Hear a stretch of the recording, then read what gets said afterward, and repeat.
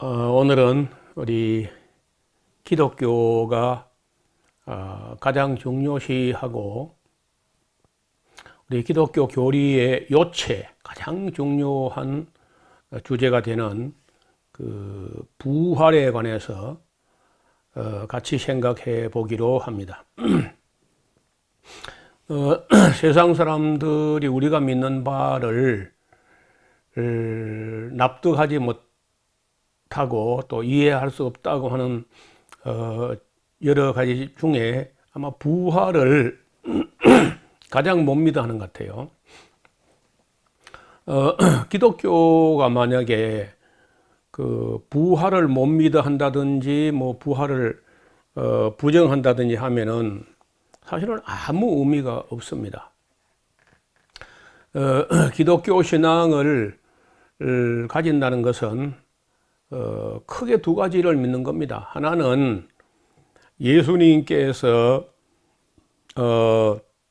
우리 죄를 위해서 십자가에서 대속의 죽음을 주구사 우리 죄를 담당하시고 우리 죄를 사하신다 하는 게 이제 중요한 교리고, 그 다음에는 그러한 예수님이 죽으심이 그저 불의의 사고를 당해서 그저 로마 정치적인 그 희생물이 되었다 이런 죽음이 아니라 세상 죄 혹은 우리들의 죄를 담당하고 대속의 죽음을 죽으셨다고 하는데, 그것을 후대 누가 말했으면 그거는 그냥 꾸며낸 이야기가 될 수도 있어요. 그러나 그렇게 죽으셨던 예수님이 부활하심으로써 그 대속의 교리까지도 더 확신케 하는 그런 의미가 있다는 겁니다. 그래서 우리를 의롭다 하시기 위해서 부활하셨다 이렇게 하는 말씀인데, 부활이라는 것은 뭐 기독교 전체의 교리 중에 그 절반 이상을 차지한다고 해도 과언이 아니고 뭐 그 분량이 중요한 게 아니고요. 그러니까 기독교 신앙에 크게 두 기둥을 하면 십자가와 부활이죠. 그래서 사도들이 목숨을 걸고 목숨을 바치고 순교하기까지 하면서 전하려고 했던, 증거하려고 했던 그 두 주제가 있는데, 그게 십자가와 부활입니다. 물론 이제 그 유대인들에게 있어서는 십자가와 부활 이게 가장 중요하게 됐지만은 우리 이방인들에게는 좀 달라. 이방인들에게는 우리가 처음부터 그 논의해 온 대로 하나님이 계신가 안 계신가, 정말 그분이 하나님이 전 우주와 만물과 인간을 창조하셨느냐, 인간이 정말 타락했었느냐, 뭐 인간은 정말 예수님 없이는 구원이 안 되는 것인가, 이런 것이 우리에게는 굉장히 중요하죠. 그런데 처음에 사도들이 맨 먼저 부활을 증거해야 될 대상은 일단 첫째는 유대인들이거든요. 그 유대인들에게는 하나님 계신 걸 안 믿거나 그러지는 않았습니다. 늘 그저 바빌론이라든지 아수르, 뭐 애굽 이런 나라가 크고 강하니까 그들의 신이 바빌론 신이나 뭐 그 아수르 신이 더 센 신이 아닌가, 이런 착각 때문에 예언자들이 고민을 했지만은, 유대인들이 뭐 그 바리새인들, 뭐 독사의 자식들 이런 사람이라도 하나님 계신 것을 안 믿거나 이러지는 않았어요. 단 이제 죽음 후에 부활이 있는가, 영의 세계가 있는가, 뭐 천사가 있는가, 이런 것은 사두개인들은 거의 안 믿었다는 겁니다. 그리고 이제 바리새인들은 어렴풋이나마 부활이 있다 이런 생각을 하는 정도. 그래도 그것도 대단한 겁니다. 어떻든 바리새인들 중에 뭐 일부가 확실하고 뭐 분명하지 않지만 그래도 죽어서 그만이 아니고 사후에 부활이 있다는 생각을 했다는 것만 해도 그건 대단한 발전이죠. 그래도 그들은 확증을 못하고 있었어요. 그래서 이제 예수님이 오셔가지고 십자가에서 죽으셨다가 사흘 만에 부활하신 그 이후에 사도들에게 먼저 그리고 이제 유대인들에게도 부활을 증거하게 되었을 때 상당수가 이걸 믿게 됩니다. 그때 당시에. 그래서 예루살렘 교회가 때로는 뭐 수만 명쯤 됐던 것 같거든요. 그런데 사도들이 전하는 예수님의 부활 이야기, 십자가와 부활 이야기를 믿어서 예루살렘 교회가 수만 명까지 된 거거든요. 자, 그래서 오늘 이 부활에 관한 이야기를 조금 더 이 세상 사람들이 우리가 믿는 이 부활의 교리를 못 믿어 한다든지 또는 교회에 다니고 있으면서도 이걸 믿어야 되는가 말아야 되는가 이런 사람이 들어 있다는 겁니다. 왜냐하면 이해가 안 된다는 거죠. 이해가 안 된다는 건 맞는 말입니다. 왜냐하면 이건 이해되는 게 아닙니다. 그 다음에 이해만 안 될 뿐 아니라 사실은 설명도 안 돼요. 사람이 죽어 까무러쳤다가 뭐 깨어나는 이거는 뭐 어느 정도 이해가 되고 어느 정도 설명이 되지만은 이거 아니거든요. 죽어 까무러쳤다가 졸도했다가 2, 3일 만에 뭐 살아나다 이런 얘기가 아니고 뭐 식물인간 되었다가 뭐 10년 만에 다시 의식을 되찾다 이런 얘기가 아닙니다. 실제로 완전 죽어서 장사 지낸 바 되었다가 부활할 때는 그냥 죽었다가 다시 바로 그 사람이 그 옛 모습 그대로 살아나는 게 아니야. 완전히 이 부활이라고 하는 것은 그 이전에는 그 단어도 사실 없어요. 이 아나스타시스라고 하는 말로 했지만은 그것도 적절한 말도 아닙니다. 그래서 이 신령한 몸으로 영적 신령한 몸으로 그것도 뭐 말은 전혀 이제 그 한마디로 표현도 안 되고 설명도 안 돼요. 그래서 조금 설명을 하자면은 다시 죽지 않는 몸으로 그리고 시간과 공간을 초월하는 그런 몸으로 살아났는데 그게 또 영은 아닙니다. 신령이나 어떤 혼령이나 유령이나 이런 거 아니야. 부활체는 분명히 살도 있고 뼈도 있고 이렇게 만져지기도 하는데 문이 닫혔는데도 들어올 수 있고 문이 안 열려도 문 열지 않고도 나가서 사라져 버릴 수도 있고 이런 몸이기 때문에 이 부활이라고 하는 것은 전혀 까무러쳤다가 의식이 돌아왔다 이런 얘기가 아니라는 거예요.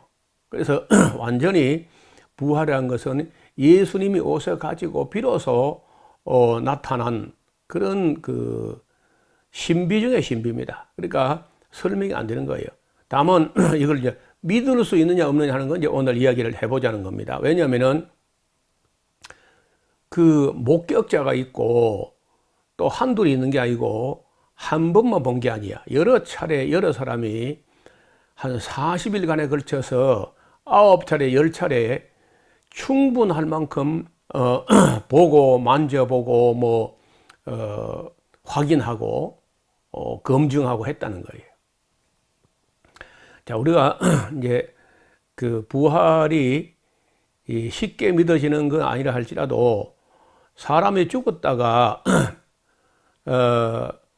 죽으면 그만인가? 아니면 죽었다가 다시 영원한 생명으로 사는 뭐 영생의 어떤 길이 있는가? 이런 것은 우리가 다 알고 싶어 하잖아요. 그래서 이제 사람이 죽었다가 후에 부활이 있을 것으로 믿는 것은 기독교인의 신앙의 요체에 해당한다. 가장 중요한 교리죠. 부활을 믿는 것은 이성으로 이해할 수 있어서 믿는 게 아닙니다. 따라서 또 설명할 수 있어서 지금 제가 설명하려고 하는 게 아니에요. 그럼에도 불구하고 우리가 기독교인들이 부활을 믿는 거거든요. 부활을 믿지 않는 사람은 그건 기독교인이 아닙니다. 기독교인들이 믿는 교리 중에 가장 중요한 이 부활에 관한 교리를 그 목격자 된 증인들의 그 증언을 통해서 먼저 살펴볼 텐데, 그러기 전에 우리가 이 부활을 믿기 전에 이미 우리가 처음 이야기한 데서부터 어디까지 믿어졌는지를 한번 돌아보자고요. 왜냐하면 우리가 설명할 수 있거나 이해할 수 없는 문제도 믿는 거는 믿어지는 거예요. 그러니까 이해한다는 거하고 믿는 거하고 달라요. 믿는 거는 이해 못해도 또 알 수 없어도 믿고 또 믿을 수 있습니다. 그것은 이제 확률이라든지 가능성이라든지 이런 것을 유추해서 믿게 되는데, 여러분 예를 들어 우리가 뭐 대한항공이나 아니면 뭐 아시아나 항공이나 무슨 그런 항공기를 타고 태평양을 건너가는데 그거 우리가 다 이해합니까? 그 비행기 내부 뭐 구조 설계 우리가 다 이해 못해요. 대충 뭐 다른 사람이 타니까 여러 사람이 타고 사고가 안 났고, 자동차 사고보다 빈도가 더 낮고 뭐 여러 가지 이제 경험상 이렇게 믿고 타는 거죠. 목숨을 걸고. 그래서 우리가 다 이해가 안 되고 설명이 안 돼도 때로는 믿는 거는 가능하다는 거예요. 자, 그러면은 우리가 하나님이 계시다 하는 거 우리가 믿죠. 하나님이 계시다 하는 거, 하나님이 계실 거다, 계실 것 같다, 계시는 게 믿어진다, 우리가 이야기해 봤잖아요. 또 하나님이 전능하신 것을 내가 다 시험해 본 거 아니고 그의 작품과 그리고 그 하나님이 하신 일을 놓고 볼 때 전능한 게 분명하다. 하나님이 창조하신 거 우리가 안 봤어요. 안 봤지만은 믿을 수 있습니다. 그리고 흙으로 인간을 창조하셨다는데 그것도 믿잖아요, 우리가요. 지금도 우리 몸이 사실은 그 흙으로 지어지고 있어요. 오늘 먹은 여러분 뭐 다 흙에서 나온 거 가지고 먹었잖아요. 흙에서 나온 요소 중에 우리 몸의 일부가 흡수되고 일부는 이제 또 배설되고, 그런데 역시 지금도 여전히 우리 몸은 좀 더디 만들어져서 그렇지 결국은 다 흙에서 나온 것으로 그런 물질적 요소로 만들어지는 건 사실입니다. 그 다음에 로고스였던 예수님이 육체가 되어 오신 이 성육신 사실 우리가 설명 안 되고 이해 안 되지만 믿습니다. 그리고 예수님께서 십자가에서 우리 죄를 짊어지고 대신 심판과 저주를 받으신 거 우리가 믿습니다. 또 예수님이 부활하신 거 우리가 이거 오늘 이야기 주제지만은 우리가 확인 못하고 지금 뭐 가서 현장 가서 또 설명이나 이해가 되는 거 아니야. 그렇지만 우리가 그걸 믿습니다. 그 다음에 예수님 승천하신 거 너무 많은 사람 함께 봤어. 한 500여 명 함께 봤다니까. 그러니까 우리가 믿고 있는 거죠. 그 다음에 예수님께서 약속하신 말씀들이 죄송합니다. 신약 성경에 많이 있는데 우리가 아직 그 약속이 안 이루어진 것도 많이 있거든요. 이루어진 것도 있고 안 이루어진 것도 있는데 예수님께서 너무 진실하시고 이 복음서를 보면 예수님 너무 진실하시고 성실하시고 그리고 또 능력이 있어. 이래서 우리가 예수님이 약속한 거 믿고 있습니다. 그 예수님 약속은 대개 신약이죠. 신약, 새로운 약속. 그 다음에 예수님께서 세상 끝날에 재림하실 거 우리가 그 이해 안 되고 설명 안 돼요. 그렇지만 믿습니다. 위로부터 오실 건데, 아니, 우리가 예수님 성천을 믿잖아요. 감람산에서 500여 성도가 보는 앞에서 올라간 걸 믿는다고 우리가요. 아니, 올라도 가는데 뭐 내려오는 거는 더 쉽잖아요. 그 다음에 예수님께서 죽었던 나사로를 살리신 사건도 있습니다. 그러니까 그 죽은 나사로 살린 거는 그 부활은 아닙니다. 재활, 재생 뭐 이런 건데, 그냥 나사로는 죽기 전에 가졌던 그 몸으로 다시 살아난 것이지 부활한 건 아니에요. 그래도 우리가 그것도 믿습니다. 그리고 이제 우리가 부활할 것도 믿고 있는 것이고, 그 이후에 영원한 생명, 영생과 복락의 낙원도 믿고 있는 것이고, 사도들이 이 십자가와 부활을 증거하다가 순교까지 한 거 우리가 알고 믿고 있지 않습니까? 자, 한두 사람도 아니고 거의 12사도와 그 이상의 수많은 증인들이 이 십자가와 부활을 증거하다가 목이 달아나고 화형을 당하고, 아니 죽으면서까지 죽기까지 이 증언을 하는데 그거 우리가 믿어야 안 되겠어요? 물론 안 믿을 수도 있습니다. 그 믿는 건 자유니까. 그런데 우리가 하나님께서 믿지 못하게 해놓고 믿으라 하는 건 아니에요. 충분히 믿을 수 있을 만큼 해놨어. 신약 성경을 성실하게 읽어보면요, 이거 아무도 부인할 수 없어요. 그래서 안 믿으면 하나님께서 정말 화를 내시는 거예요. 만약에 믿을 수도 없게 해놓고 믿으라 하면은 무리한 요구가 되는데, 신약 성경을 성실히 읽어봤다면요, 충분히 믿을 수 있을 만큼 해서 알 수도 없고 이해도 안 되고 설명은 안 돼요. 그러나 믿을 수는 있다는 겁니다. 뭐 쉽게 해볼까요? 오늘 우리가 먹은 밥이 어떻게 이렇게 머리카락이 되며, 어떻게 눈썹이 되며, 어떻게 딱딱한 말랑한 걸 먹었는데 어떻게 이 딱딱한 이 치아, 어떻게 이빨이 되며, 어떻게 손톱이 되고, 어떻게 피부가 되고, 어떻게 새빨간 피가 되는지 이해됩니까? 설명할 수 있습니까? 그럼 우리가 믿는다고요. 그거 믿기 때문에 우리 밥을 먹잖아요. 아니, 동정녀 탄생만 신비가 아니라 결혼해가지고 남자와 여자 사이에서 어린아이가 만들어지는 거, 그게 그리 쉬운 얘기인가요? 그거 뭐 쉽게 이해가 되고 설명이 되나요? 글쎄, 유전자가 어떻게 해가지고, 우리 어머니 자궁 안에서 그 깜깜한 데서 아무도 손도 안 대고, 누가 도와주는 사람도 없는데, 거기다 조립한다는 거예요. 세포를 만들어가지고. 1초에 그렇게 복잡해 보이는 세포를 초당 10만 개를 만들어가지고 다 제곳에 조립을 하는데, 거기 뭐 볼트 너트가 있는 것도 아니야.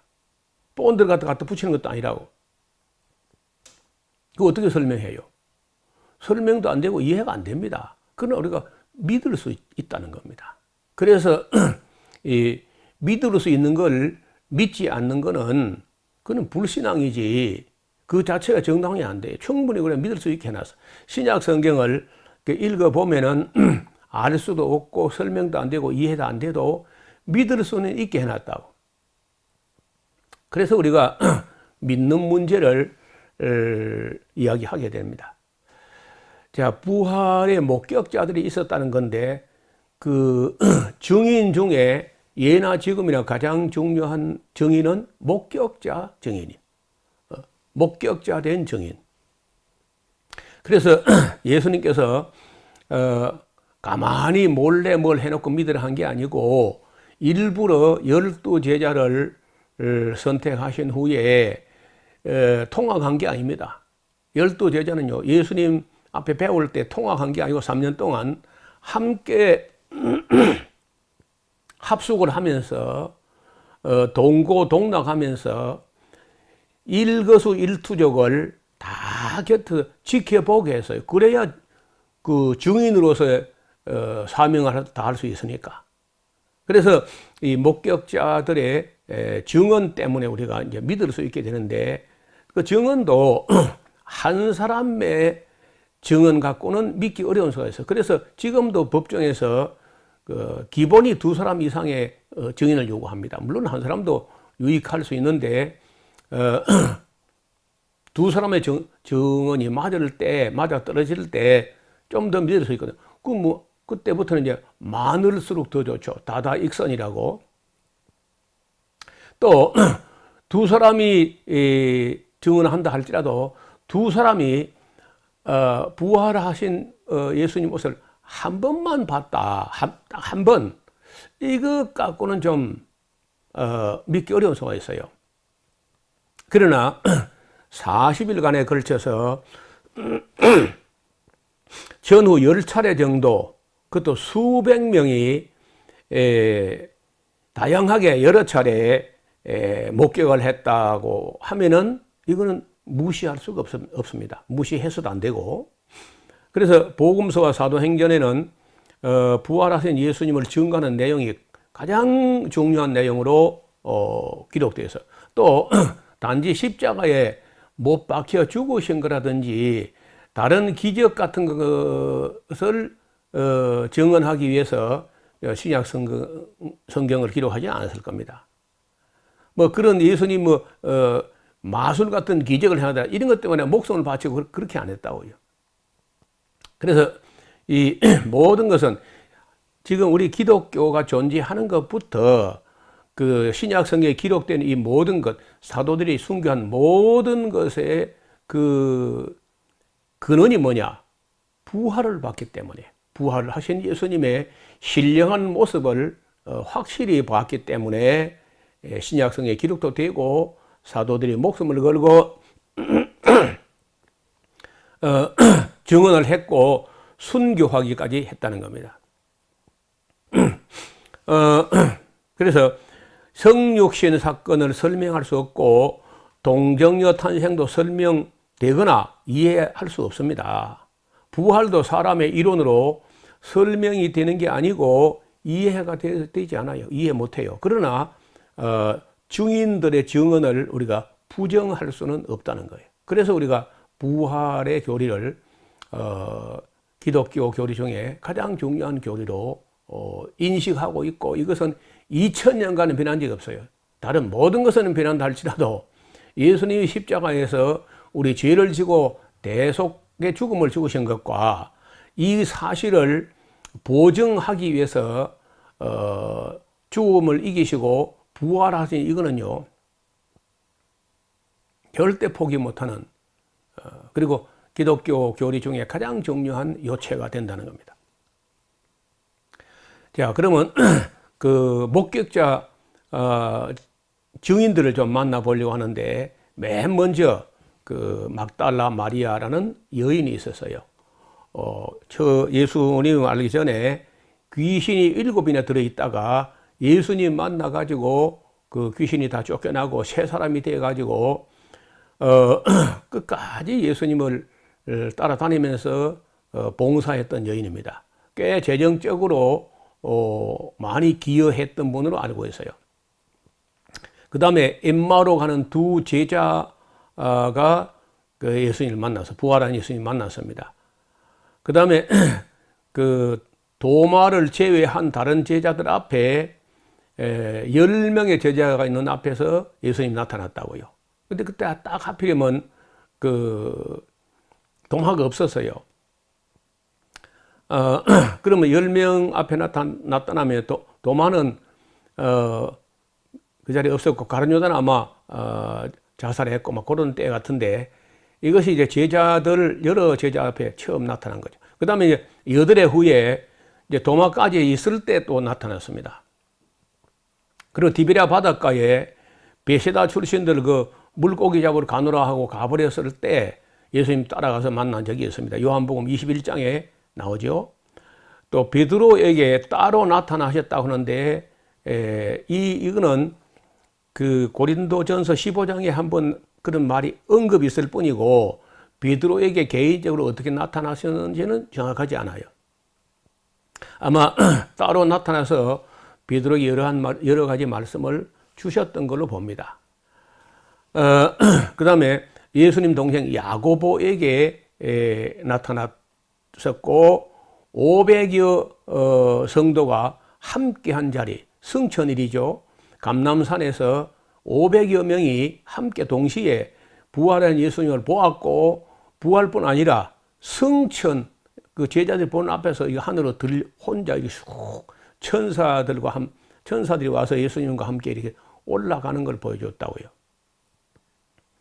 그리고 이제 그 후에 바울 사도가 다메섹으로 가는 도상에서 만든 것까지 이렇게 분명하고 확실하게 기술되어 있는 게 9번, 10번 이렇게 기록되어 있고 성경 밖에 그리고 보통 신약 외경 혹은 위경이라고 하는데 아리마대 요셉이라는 사람에게 부활하신 예수님이 나타났다는 거예요. 예수님 시신을 자기 아무도 장사한 적이 없는 자기 새 무덤, 빈 무덤 동굴에 장사 지냈던 빌라도에 가서 그 시신을 달라고 요청했던 이 의로운 사람 아리마대 요셉에게 부활하신 예수님이 나타났던 이야기를 길게 기록하고 있어요. 그 제가 읽어본 대로는 그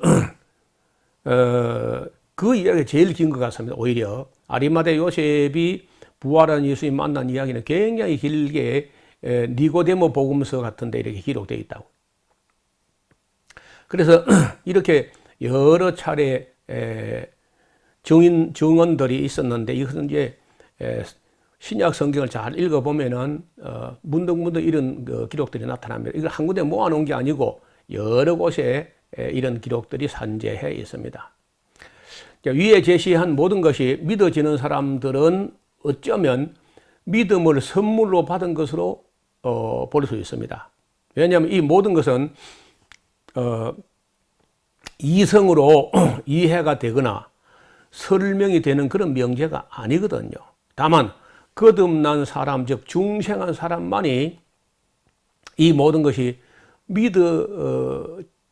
믿어지는 것이에요. 그래서 이런 것은 이런 믿음은 우리에게서 난 것이 아니라 하나님의 선물이다. 자, 사도들은 이러한 사실을 증거하기 위해서 복음을 전하다가 거의 다 순교했습니다. 만일 부활이 없다면 기독교는 아무것도 아닙니다. 부활이 없다면은 사도들은 물론 역시 그 역대 그 많은 순교자들은 다 헛된 죽은 것이 되는 거죠. 그리고 부활이 없다면 세상의 모든 목사들은 다 사기꾼에 불과하게 될 겁니다. 뭐 저부터요. 그래서 저도 이해가 되는 게 아니고 믿어지는 거예요. 제가 설명하지만 설명되는 건 아닙니다. 그래서 제가 설명 잘 못해도 여러분 이해를 해야 돼요. 성경에 나타난 이것은 꾸며낼 수 없는 말이다. 정말 믿을 수밖에 없는, 충분히 믿을 수 있게 해놨기 때문에 이게 믿어진다는 거예요.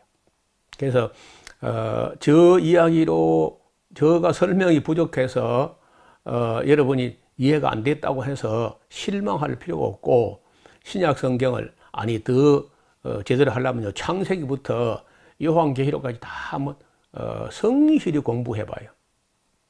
그 유명한 영국의 대문호 셰익스피어 같은 그런 그 위대한 문호는 이 성경을 여러 차례 이렇게 읽어보고 이런 말 했다 그래요. 이 성경이 만약에 하나님이 기록하게 한 어떤 거룩한 책이 아니고 누가 인간 문학적 실력을 가지고 이렇게 엄청난 책을 썼다면은 나는 이 책을 쓴 사람을 하나님으로 믿겠다. 이런 얘기를 했다는 거예요.